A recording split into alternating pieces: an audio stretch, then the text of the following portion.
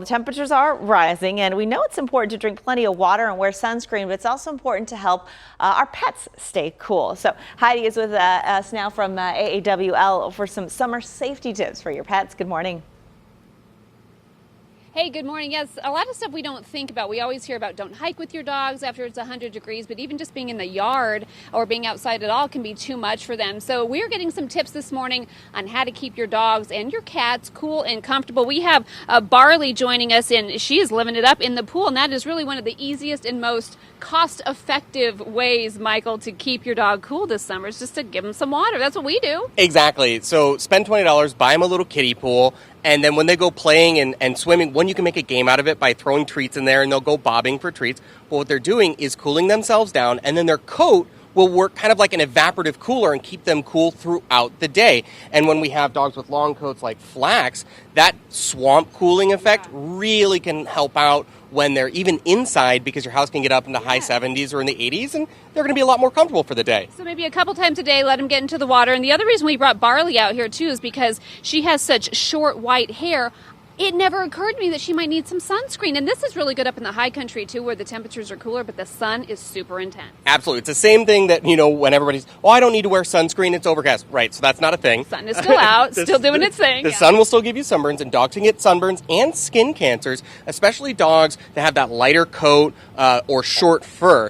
It's just like adult, like human sunscreen. Yeah, so child sunscreen is probably best, or baby sunscreen. This one I picked specifically because it doesn't have the PABA, which will be labeled on there, and no zinc oxide. Those are things that your dog may ingest because it is kind of a cream that they're going to lick. Okay. So make sure it doesn't have the zinc oxide or the PABA. I personally don't like the sprays for dogs. I love it because it's easy to apply. Sure. But using the kind of the gloopy stuff, it's able to push down past their fur into their onto their skin, and that's going to provide the best protection. All right, let's talk about Flax over here. He's super chill right now. We got him a little wet earlier, so he's feeling pretty good, but his longer hair is a concern too, and you say don't shave it. A lot of people think, let me just eliminate that heat blanket for you, and you're saying don't do that. It's absolutely a bad thing for the dog long term.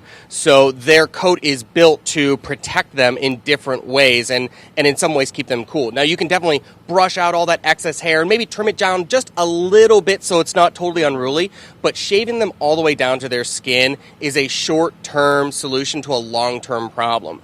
Their body won't be able to regulate as well. The fur's not going to grow in the same way. So try and find other ways to keep them cool, like swimming pools or brushing them out or keeping them inside. All right, let's talk about these paw protectors, because inevitably you're either going to have to take your dog to the vet or to the pet store or whatever. They don't like these typically, and you really don't either. I think it's a crutch for people that want to take their dogs out when it's still too warm. Okay. The test is take your shoes off, and if you can stand on the asphalt or the concrete for 10 seconds without any discomfort, the temperature is probably good for your pets. But if you're putting on booties or something on your dog to protect their feet, it's most likely too warm for them to even be out hiking, and the constriction of their paws doesn't allow their body to regulate their temperature as well. And you're all sweaty from trying to wrestle with them to get them on in the first place. I want to look and see if Barley will let us look at her paws. She has the pink paws. Some dogs have pink, some have black. Is there a difference in the heat sensitivity? If you're worried about the color of the dog's pads, it's too hot. It's too hot. If you're having to check all these boxes, just don't do it. It's definitely one of those forest for the trees situation. It's going to be too hot if you're thinking, what's the difference of the colors of the black or the pink? Really be careful. Those injuries to the paws can last a long time. They can get infected. Find ways to keep them active and cool in the house, or kind of change your schedule so you go hiking or walking really early in the day or really late at night, or even do an agility course in your house so that they're mentally stimulated and having fun by using chairs or blankets or whatever, so that way they're still having a really good time, they're exercising, but they're not having to deal with 90-plus temperatures. It sounds like, are you talking about kids or dogs here? Because it would work for both. Put your kids on the agility course, put your dogs on the agility course, and just be sure you take some time to do these things, because it is hot out there. One more thing, at the barbecues, watch the food, the alcohol, the sugars, all that stuff, not good for dogs. So those pool parties, they can swim, but they can't eat anything. We'll send it back to you. And not all dogs can swim either. I have seen my dog start to sink. We thought, we'll test it out, show him where the steps are. No, yeah. Uh-oh. And he was mad for a long time. Thanks, Heidi.